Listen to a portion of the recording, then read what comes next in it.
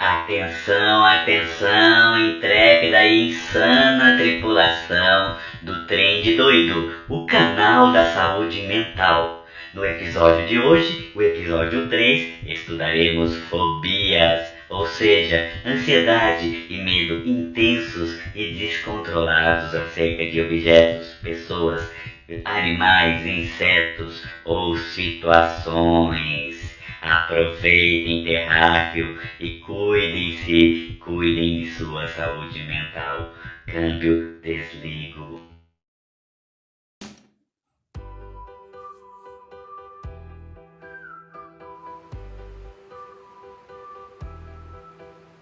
Professor Carequinha, o que são fobias? Explica pra gente. Como vamos tratar sobre fobias, seja a fobia específica, a agorafobia ou a fobia social, antes de tudo é importante sabermos o que é fobia. Como eu já disse no episódio 2 sobre o genérico de ansiedade, fobia é um tipo de ansiedade, pois desencadeia não só ansiedade, como também medo, diante de objetos, elementos, seres vivos, situações, pessoas, meio de transportes que causam na pessoa um extremo desconforto, uma necessidade de fugir, de evitar e muitas vezes sequer de pensar naquela situação, né, que causa o que chamamos de fobia. Falamos de fobia, falamos de necessidade de evitação, fuga, seja na esfera prática ou, quando mais grave, basta pensar e eu já tenho vontade de fugir, de repelir aquela situação. Aí estamos diante de uma fobia. Falaremos agora sobre agorafobia, isso mesmo, a fobia ligada a experiências com ambientes, sejam espaços abertos, sejam espaços fechados, sejam espaços cheios de pessoas, sejam espaços vazios, transportes, vagões de trens, de metrôs, transportes como ônibus coletivo, de transporte público dentro das cidades, todas essas experiências na agorafobia são experiências fóbicas, ou seja, quem tem agorafobia tem a necessidade de fugir desses ambientes e tender progressivamente a ter um conforto maior, único e exclusivamente dentro da sua própria casa. Estamos falando aí então de agorafobia. Como todas as fobias, precisa durar pelo menos 6 meses e causar desconforto clinicamente significativo. Ou seja, atrapalhar no trabalho, na vida social e coisas do tipo. Como progressivamente a agorafobia vai levando a pessoa a querer ficar mais dentro de casa, ela pode perder emprego, relacionamentos afetivos, de amizade, e aí se torna clinicamente significativo. O mesmo vai acontecer com todas as outras fobias, quer seja a fobia social ou a fobia específica. Quanto mais intensa ela fica, mais sofrida e maior a dificuldade de lidar com ela. A referência que nós temos para começar a preocupar é a permanência da fobia por pelo menos 6 meses. 6 meses ou mais já é motivo para que começamos a pensar na possibilidade de tratamentos, ok? E como eu já disse, esse critério serve para agorafobia, fobia social e fobias específicas. Causam desconforto, atrapalham, fazem comprometimento de alguma área da vida, é clinicamente significativo, precisa procurar. Este é o nosso primeiro aspecto importante. Voltemos agora à agorafobia em específico. Havendo medo de todos esses espaços, o que passará a acontecer? A pessoa pode também ter a experiência de ir progressivamente deprimindo pelo isolamento que, o ambiente doméstico pode causar nela devido ao sofrimento que os demais espaços públicos possam causar.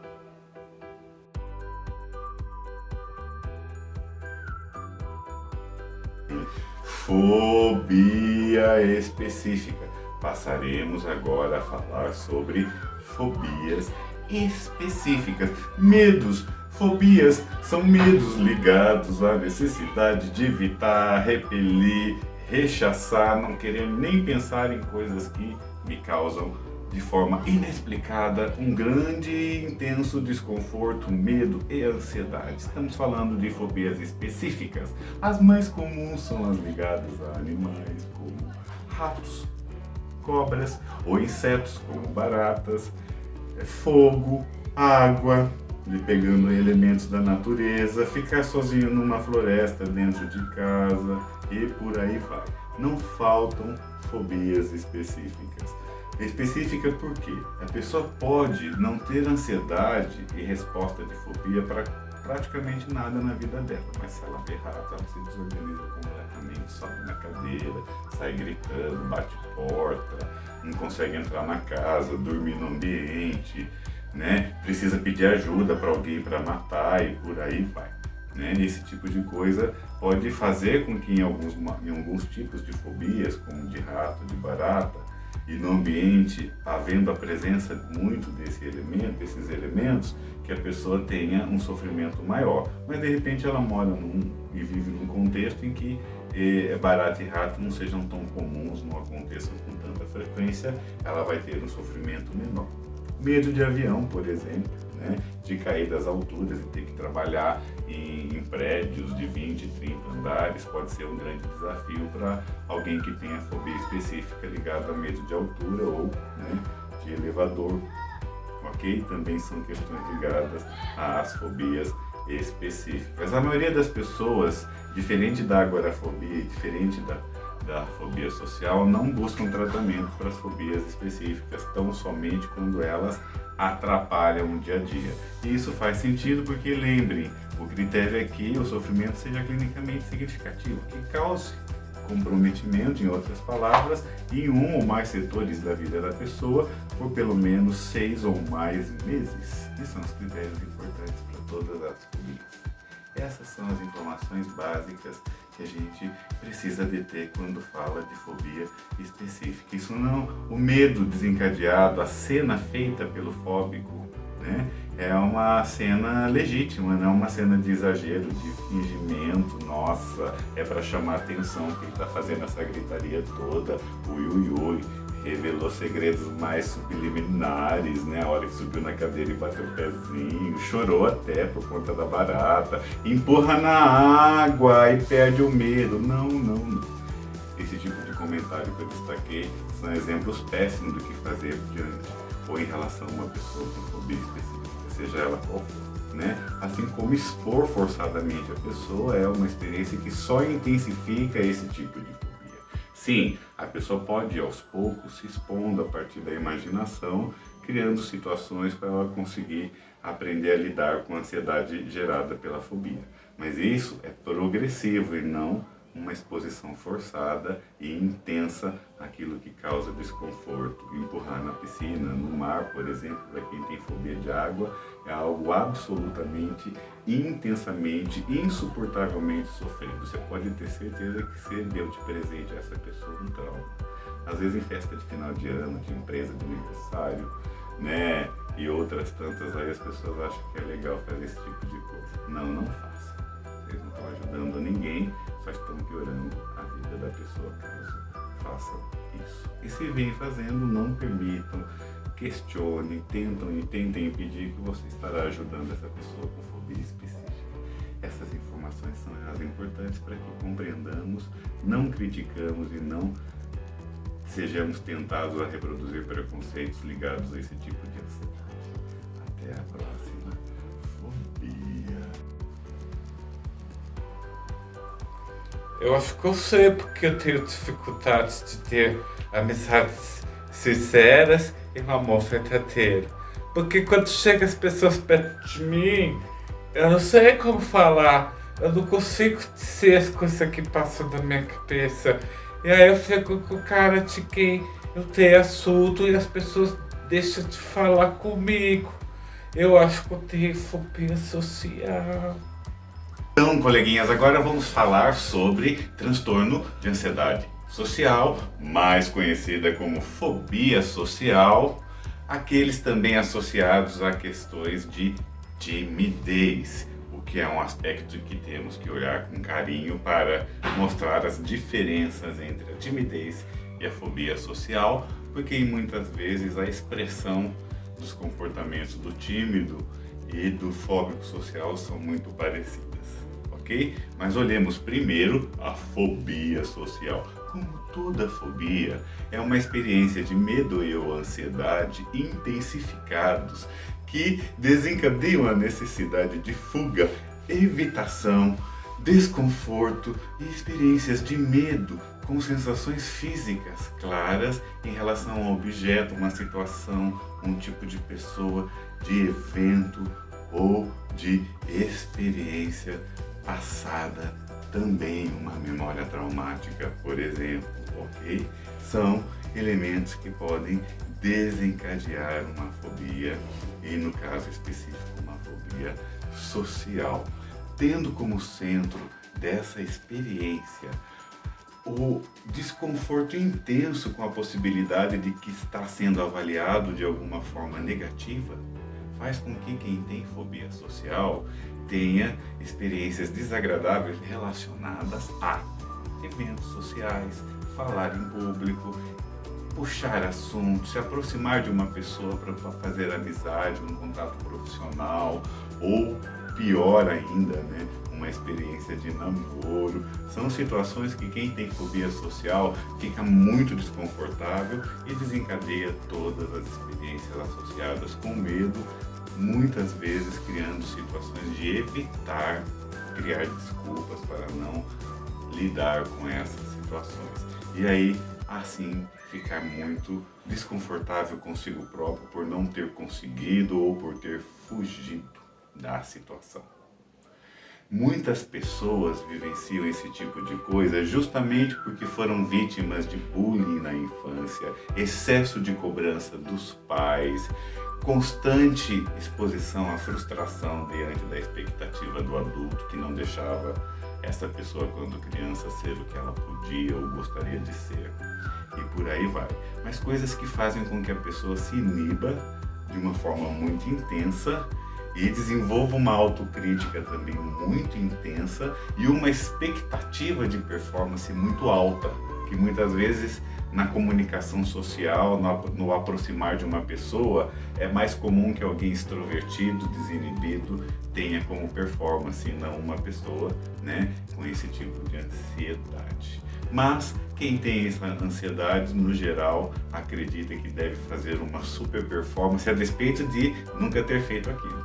Por exemplo, a pessoa precisa fazer uma apresentação de uma palestra e ela se vê obrigada a encarar um determinado número de pessoas com quem ela vai estabelecer uma comunicação e passar uma mensagem, ok? Numa situação fóbica, o que irá acontecer? A partir do momento que a pessoa sabe que ela vivenciará essa experiência da palestra, ela já vai ficar desorganizada, pensando nas piores coisas possíveis.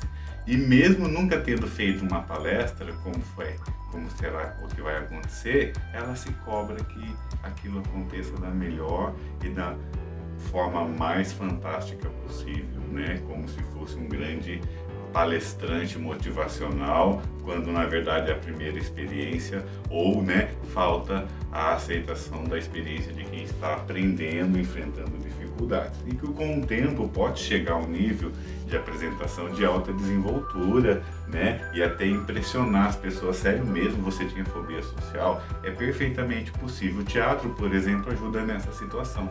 Você vai aprender a criar personagens, a relaxar, a fazer extroversão, mostrar mais de você mesmo, e aí isso facilita para se soltar, né? Desenvolver capacidade de comunicação por conta dos textos e das interações dos personagens. Não é a questão de fazer o teatro numa perspectiva profissional, não faz o menor sentido se não for uma identidade, né, que eu quero assumir para a minha vida profissional, mas sim fazer teatro na perspectiva terapêutica. E isso vai, com certeza, ajudar muito as pessoas que precisam de vivenciar, por exemplo, a situação da palestra e não querem perder a oportunidade de crescer profissionalmente ou tem que enfrentar isso por conta de faculdade, trabalhos, né, e outros compromissos. Então aí se torna importante que a gente enfrente. O teatro pode ajudar nessa situação.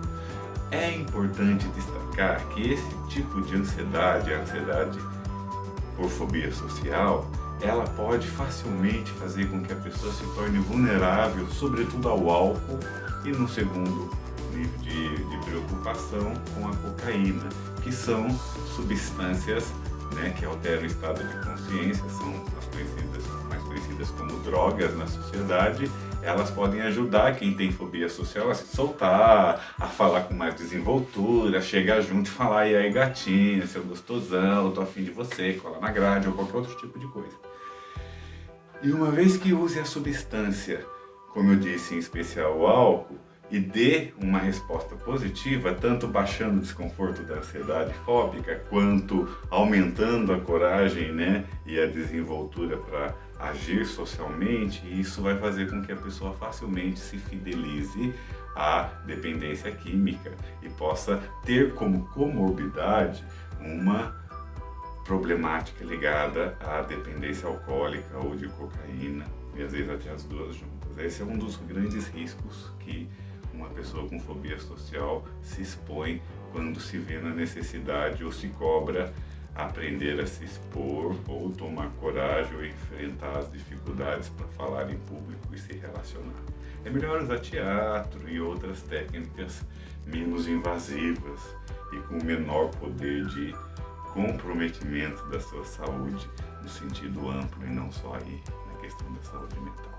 Então é basicamente isso. Medo, preocupação, necessidade de fugir, de evitar qualquer tipo de relação social e interação pessoa a pessoa, pessoa a grupo, pessoa, espaços públicos onde vai ter que conversar e por aí vai. O fóbico social tende a evitar esses ambientes, essas situações, por medo de não saber como lidar com elas. Aprender a lidar com elas é um processo gradativo que pode ser bastante terapêutico. Não há necessidade de se expor de uma vez só e em alta intensidade, mas vá se expondo aos poucos e se cobrando gradativamente, se soltar para que, né, você aprenda com seus erros e dificuldades e a cada experiência de interação social você possa ir melhorando sua capacidade de comunicação, de puxar assunto, de mostrar interesse, de fazer perguntas, de contar sobre você, para facilitar, né, as interações sociais. A gente vai aprendendo também como faz isso.